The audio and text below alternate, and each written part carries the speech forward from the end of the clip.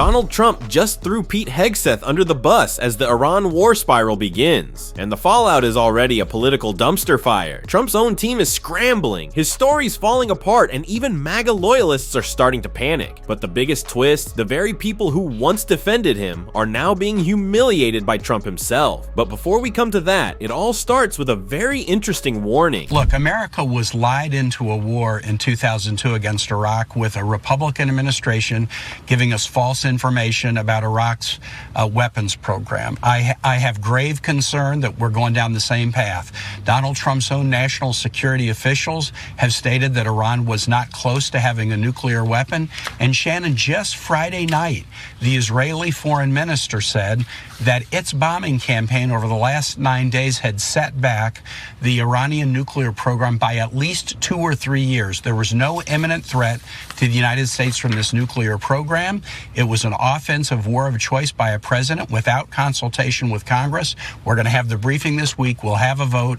I know many Republicans will fall in line and say a president can do whatever he wants, but I hope members of the Senate and the House will take their Article 1 responsibility seriously and say, you didn't even notify us, much less get an authorization. The U.S. should not be at war without a vote of Congress. And there it is. The ghost of Iraq 2.0 is knocking. And guess who's playing war games again? Donald J. I don't need permission Trump. This wasn't defense. This wasn't strategy. This was a solo act by a man who thinks the Constitution is just optional bedtime reading. And the reason he didn't ask Congress, spoiler alert, it's not urgency. It's not protecting America. It's that he's got nothing to back it up. No intel. No imminent threat, no allies, just a bruised ego and a Wi-Fi connection. Meanwhile, Pete Hegseth and JD Vance are out here doing MAGA karaoke, singing about national security while Donald is behind them lighting fireworks in the war room. Let's be honest, he acted like a discount dictator because he knows Congress would have laughed him out of the building if he asked for war powers. And just when you think it couldn't get dumber, it does. Because this morning, Trump posted something very stupid. But before we get to that, listen to this BS. My first question, Mr. Vice President, is the United States now at war with Iran? No, Kristen, we're not at war with Iran. We're at war with Iran's nuclear program. And let me just say, Kristen, that we're incredibly grateful and proud of the American Air Force pilots who did an incredible job last night. The operation was really extraordinary. These guys flew from Missouri. They didn't land a single time. They dropped 30,000-pound bombs on a target the size of a washing machine and then got back home safely without ever landing in the Middle East or ever stopping other than to briefly refuel. And of course, they did that in the air. So it's really an incredible operation, a testament to the power of American military. And I think what shows what can happen when you have that great American military in the hands of capable presidential leadership. What we did is we destroyed the Iranian nuclear program. I think we set that program back substantially, and we did it without endangering the lives of the American pilots. That's an incredible thing, and I think we all should be proud. Whatever our politics, we should be proud of what these guys accomplished. A very, very high impact mission under a lot of pressure. So apparently, according to JD Vance, we're not at war with Iran. We're just dropping 30,000-pound bombs on them. Totally normal, like calling it a spa day while setting the building on fire. And let's not skip the part where he praises Trump's capable leadership. You know, the same leadership that once suggested nuking hurricanes. Truly inspiring stuff. Also, why does every MAGA guy talk about missiles like they're describing a new pickup truck? But just when JD finished his Top Gun fantasy speech, a reporter brought Pete Hegseth on. And let's just say, things got awkward. Me? Yeah. So, is regime change off the table, Mr. Secretary? And to the chairman, you said the battle damage assessment is still ongoing. But do you believe that some nuclear capability in Iran remains? This mission was not and has not been about regime change.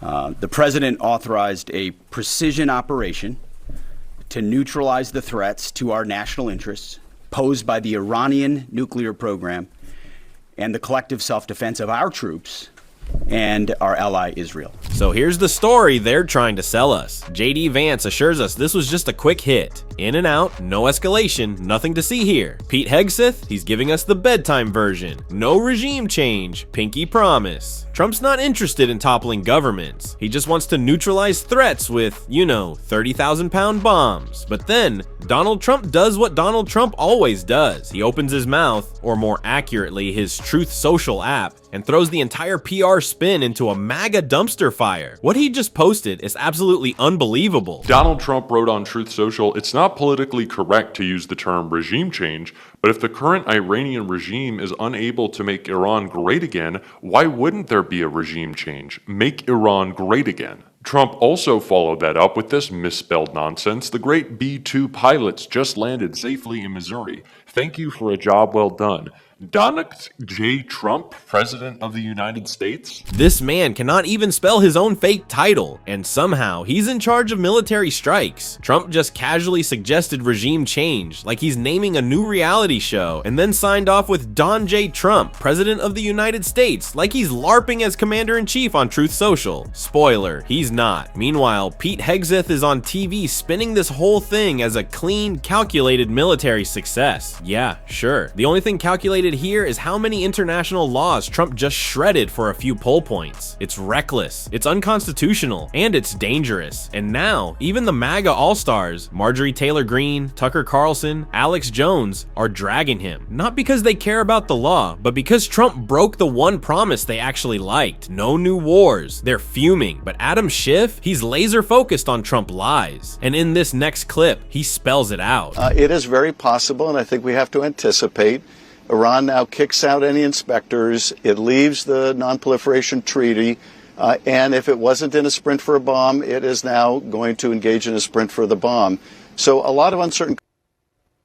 Finally, this was not constitutional, was not lawful in the absence of a declaration by Congress, and so the administration should have come to Congress. We will have a vote on a war powers resolution. But there's a reason to bring this to Congress, and it is you want the Congress bought in, you want the American people bought in on an action this substantial that could lead to a major outbreak of war. Adam Schiff just dropped what everyone should be screaming right now. This was unconstitutional, illegal, and potentially catastrophic. Not only did Trump bypass Congress like it was just some annoying pop-up window, but he may have also just handed Iran the perfect excuse to sprint full speed toward a nuclear bomb. The inspections? Gone. The diplomacy? Burned. The consequences? Potentially global. And Schiff makes a crucial point. It's not just about legality, it's about accountability. If you're dragging an entire country toward war, maybe ask the country first. And now, the real question is the world safer today, or way more dangerous? So, just to put a finer point on it, do you think the world is less safe this morning than it was yesterday? I don't think, to be honest, Casey, there's any way for us to know. Anyone who says they can see into the future and what the Iranian response will be, whether it will claim American lives, or whether there will be some change in the Iranian regime or new opening, a new opportunity, we simply don't know. We simply don't know. And I think because of that uncertainty, you don't want to take an action like this without a strong basis, that is, that Iran was imminently pursuing a bomb. And we simply don't have that intelligence, or if we do, it hasn't been shared with the Congress.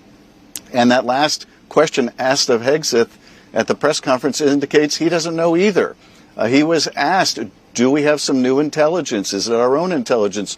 Or are we relying on Israeli intelligence for the conclusion that we had to take this strike now? And he simply said, well, the president looked at everything. That's really not an answer, but we will demand answers this week when we're briefed. In the absence of it, though, and not knowing what the future will bring and the consequences, this is an order that should not have been given. Adam Schiff just said what every sane person is thinking. This strike wasn't based on solid intel. It was based on vibes and Trump's gut, which, let's be honest, has a very poor track record. There's no confirmed imminent threat, no evidence shared with Congress, not even a clear source of intelligence, unless Israeli whispers now count as official US policy. And when asked for details, Trump's defense team basically shrugged and said, well, he looked at everything. Seriously? That's not not a justification. That's a horoscope. This wasn't strategy. This was a reckless, high-risk gamble. Now the only real question is, does this warrant impeachment again? So speaking of the constitutionality, legality of this, the reality, of course, Congress currently controlled by Republicans entirely. One of your congressional colleagues, Congresswoman Alexandria Ocasio-Cortez, wrote on the platform X last night that what the president did is, quote, absolutely and clearly grounds for impeachment. Given the limited tools available to Democrats in Congress, do you think impeachment is the right move here? We've seen what a high bar there is to impeachment when one party in Congress, the Republican Party, is willing to work completely in lockstep with the president. I think the better remedy, frankly, is if Republicans will show any backbone whatsoever, is to pass a war powers resolution to prevent any further military action that is not purely defensive, that is designed to protect service members' lives, American lives, and our interests. That, to me, ought to be the most immediate step. Adam Schiff is basically spelling it out. Impeachment sounds nice, but good luck getting spineless Republicans to hold Trump accountable, even when he's lobbing bombs without permission like it's a game of Risk. AOC's already called it what it is, clearly grounds for impeachment. But Schiff's being strategic, calling for a war powers resolution to at least stop Trump from pulling another reckless stunt without consequences. Because right now, Congress is watching from the sidelines while Trump plays dictator. The GOP won't rein him in unless they grow a spine overnight, and here it comes. The core scandal, the big illegality, is finally being exposed. Senator, we of course have learned that Democrats on the Gang of Eight, that key group of top intelligence leaders in Congress, were not briefed ahead of these strikes while Republicans were. What is the significance of the failure to brief Democratic lawmakers? Well, the failure to brief Democratic lawmakers, the making this just another partisan exercise by the administration when it comes to something as serious as the decision to potentially engage in warfare with another nation, it means that you're not going to have the whole country bought into this, which is a real problem.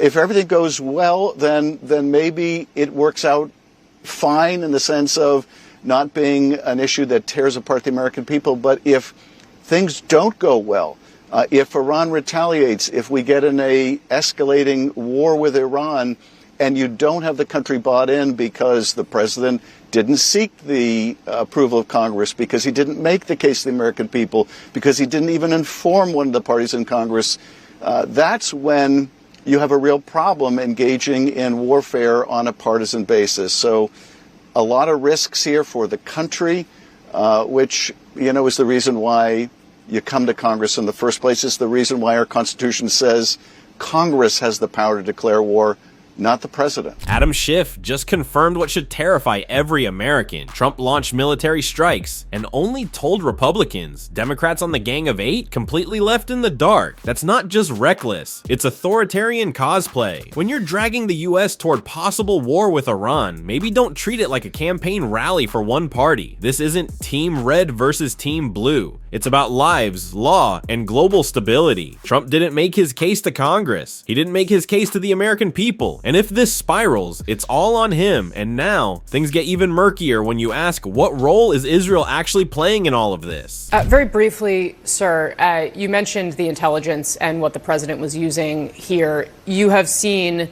what our intelligence community is capable of. You also are aware of what some of our allies' capabilities are.